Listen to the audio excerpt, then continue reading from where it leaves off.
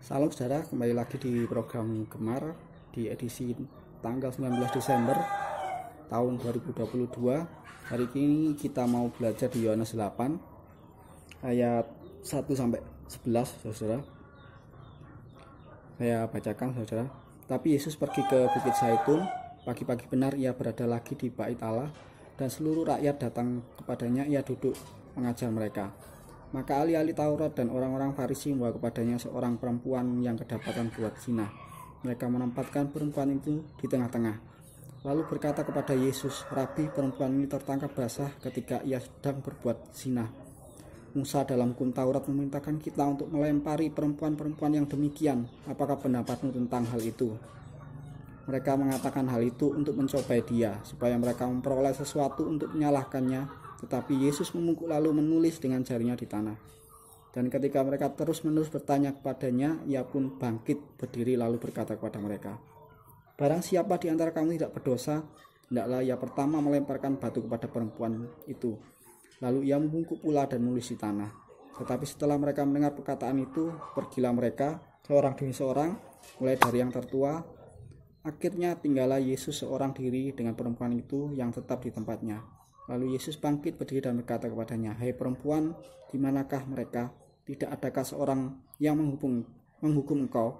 Jawabnya, "Tidak ada, Tuhan." Lalu kata Yesus, "Aku pun tidak menghukum engkau. Pergilah dan janganlah berbuat dosa lagi mulai dari sekarang." Amin, saudara. Saudara, melalui firman Tuhan hari ini kita boleh belajar tentang hal menghakimi, saudara. Jadi di sini diceritakan tentang bagaimana ahli-ahli Taurat dan orang-orang Farisi membawa seorang yang berdosa, seorang perempuan yang kedapatan berbuat zina, saudara. Mereka menghendaki supaya perempuan ini dihukum sesuai dengan hukum Taurat, yaitu dirajam, saudara, dilempari batu, saudara. Saudara, tapi Tuhan mengajarkan tentang kasih, saudara, bahwa bagaimana kita seharusnya sesama anak-anak Tuhan, sesama manusia, kita tidak punya hak sama sekali untuk menghakimi, saudara.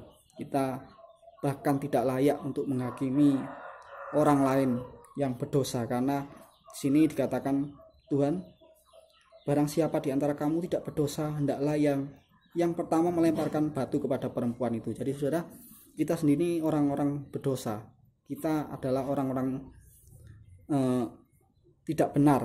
Kita dibenarkan oleh karena kasihnya Tuhan, kita dibenarkan oleh karena penebusan Tuhan, tapi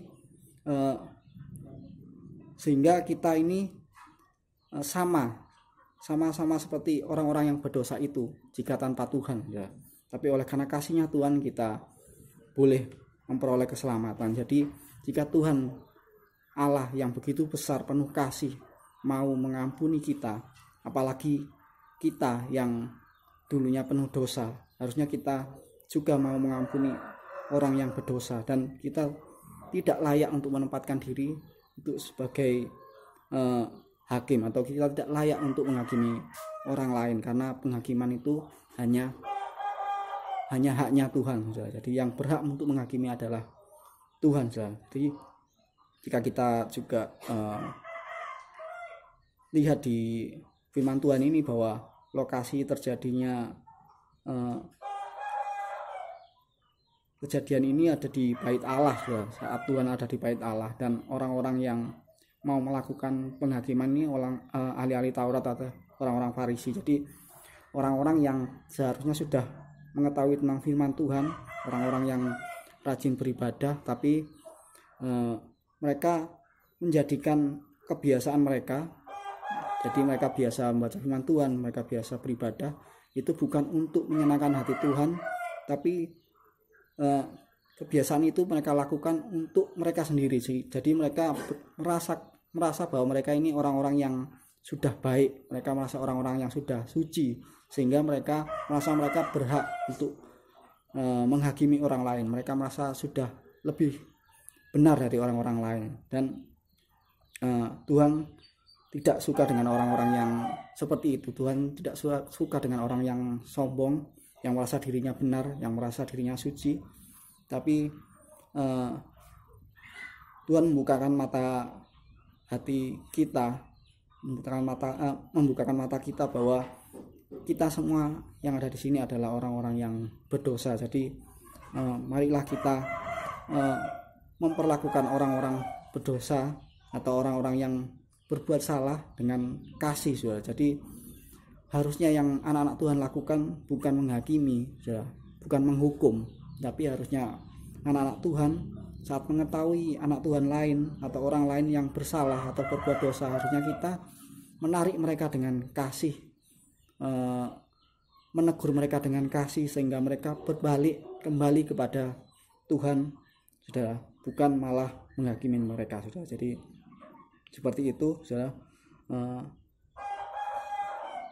Di sini juga saat Tuhan mengatakan barang siapa di antara kamu tidak berdosa, hendaklah ia yang pertama melemparkan batu kepada perempuan itu. Dan saat satu persatu orang itu meninggalkan perempuan itu karena mereka tahu bahwa mereka juga berdosa, tidak ada yang tidak pernah berbuat dosa, maka tertinggallah di situ cuma tinggal Tuhan Yesus juga perempuan yang berdosa ini, saudara. Jadi kita mengetahui bahwa di saat itu yang sama sekali tidak mempunyai dosa yaitu cuma Tuhan Yesus, yang tidak pergi kan cuma Tuhan Yesus waktu itu, saudara. Jadi Tuhan Yesus tidak ada dosa sama sekali, tapi Tuhan Yesus sendiri yang tidak mempunyai dosa, yang bahkan tidak sama sekali tidak pernah melakukan dosa, itu juga tidak menghukum perempuan ini.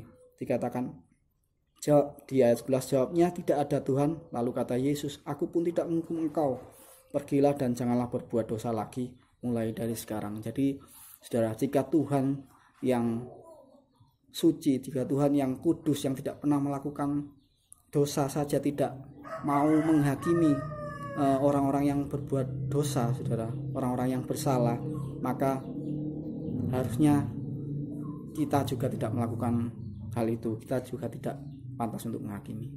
Amin.